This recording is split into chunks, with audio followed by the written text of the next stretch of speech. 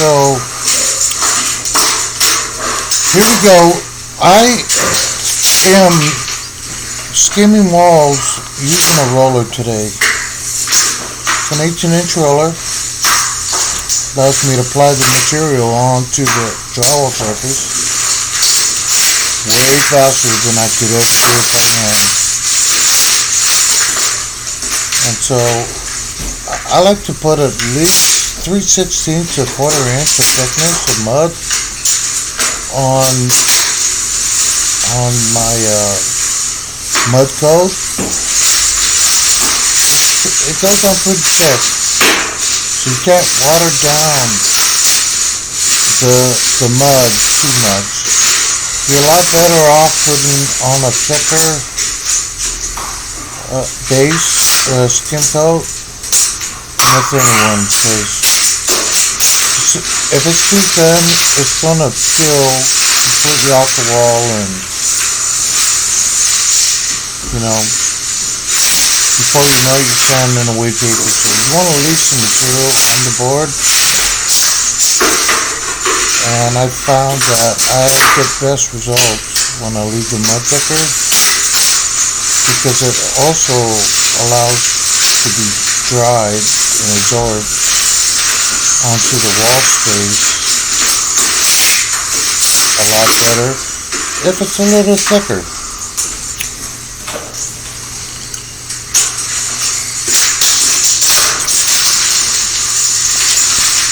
But nevertheless, if you do it by hand, you can get a lot of really good results. What I found, that when I do it by hand, I seem to have more sanding to do. And I think a lot of that has to do with the fact that you're just dabbing the mud on the wall one knife load at the time, and because of that, you're not really getting enough mud on the wall by doing it by hand. And so I found that when I roll it on, I get better results. At the end of the day, when I say the job is done, it all looks the same as far as quality, but I'm looking at the big picture. How much touch-upping am I going to have to do? How much sanding is going to be needed? I'd rather spend a little extra time knocking it down or knifing it off, than rushing that part of it. Rolling it on helps with putting it on, but pushing it off, you really cannot push that timeline. So yeah, I found that, since I'm winning the game as far as putting on the mud onto the wall, I like to spend a little extra time that I feel that I have to do the cleanest possible skim that I could do, just to keep the knifing and the sanding and the touch-up down to a minimum. At the end of the day, everybody is happy. The job site currently isn't sanded, but the owner really loves what they look like right now. And at the end of the day, yeah, I wouldn't want it done any other way.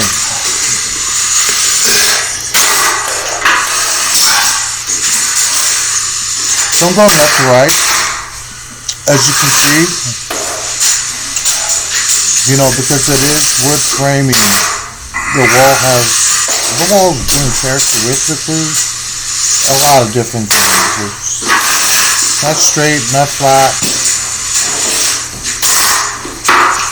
So to get out 100% flawless knife marks or wrinkles. It'll take a lot of time. I try to find a happy medium for myself because I don't want to waste all day at it, especially if I can just go by and brush it down real quick with the sanding pad. So yeah, for me it's time is money.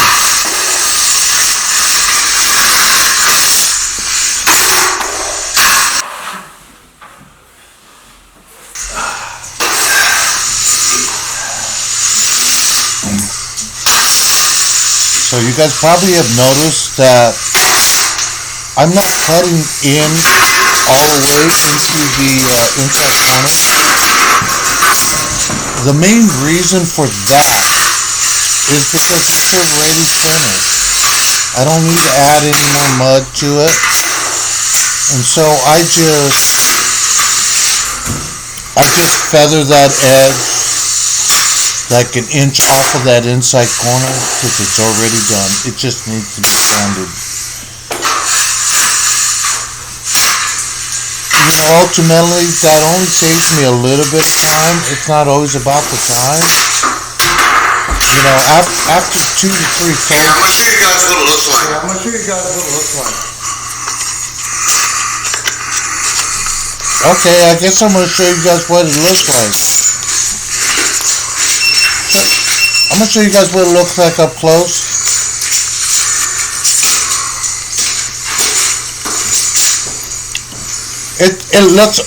It's almost like glass. There's a couple small little things that my professional eye picks up on, but it's pretty much like glass. After sanding, it's going to be beautiful.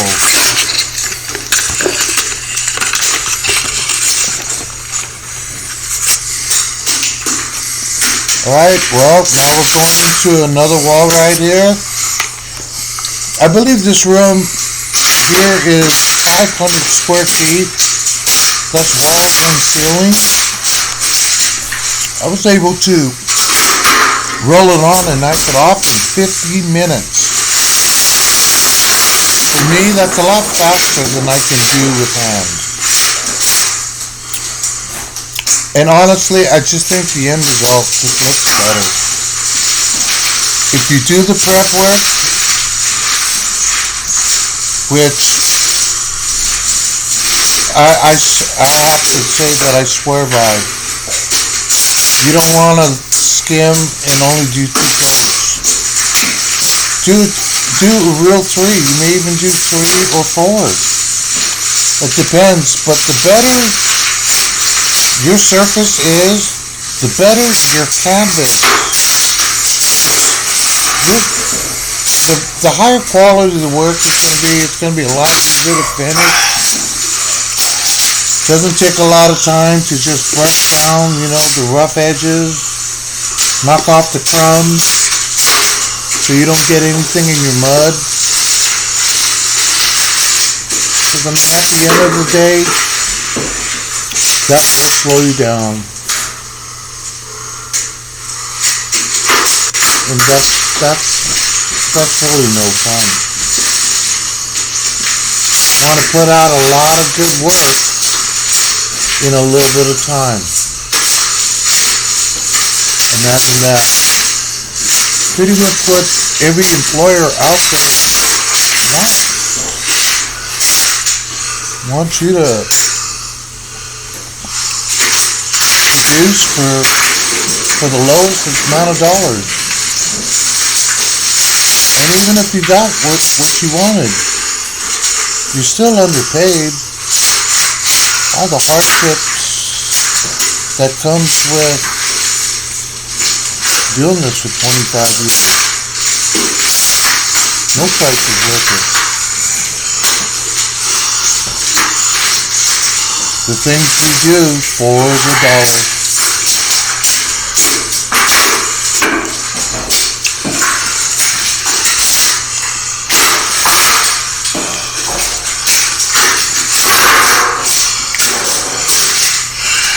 Yo, how'd you get about that look? To make sure that you guys are still with me. Okay, so you see I started with the windows. Because for me,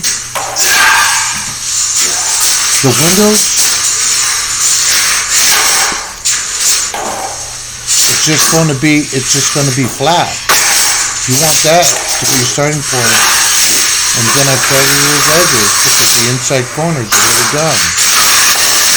And then I go ahead and feather the bottom. That way I have a nice clean bottom. And so once I get the left side and the right side inside corner feathered, I go ahead and just flatten it out, smoothen it out. I knife off the mud.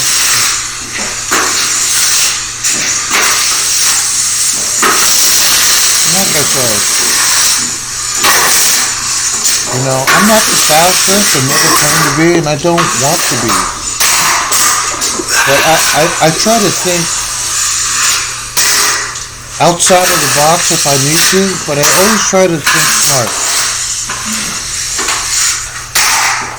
Thinking smart sometimes at the end of the day will get the job done in the same amount of time as if you were rushing. If you look at how many times you make a mistake and having to go back and undo something or make an adjustment on something that you were slightly off on because you were rushing. The same thing is true with drywall finishing, is that quality work takes time. You know, quality work takes time. Quality takes time. And time takes money. Nevertheless, it's very simple to do. You'd be surprised. But don't try to skim coat to a proper, you got to be properly prepped. Meaning that you've all really got to be pretty flat and smooth already before you skim it. Don't cheat that. Don't cheat it. It's not worth it. It's just going to affect the quality quite a bit, especially with a smooth finish. In my opinion, smooth wall is the most beautiful drywall finish. But it's done properly. It absolutely is.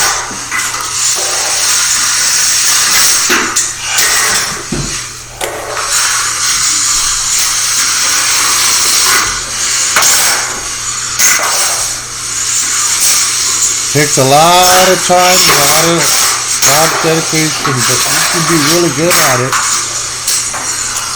in a couple of years. I would say 5 years, you can be pretty darn good at it. If you listen to the right people and not just be one of those people looking to get in and get out, not really caring about quality.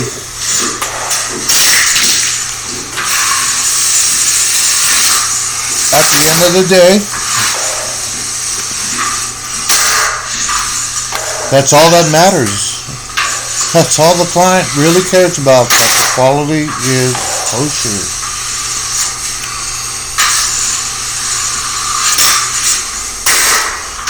Well, I hope that this video has been helpful. I hope you learned something.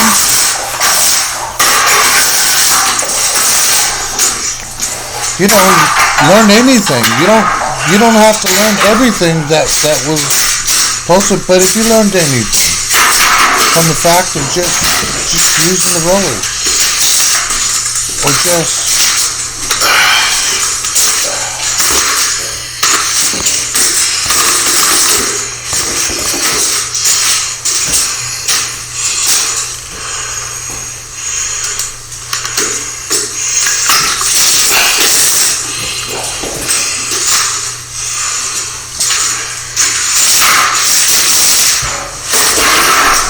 Right.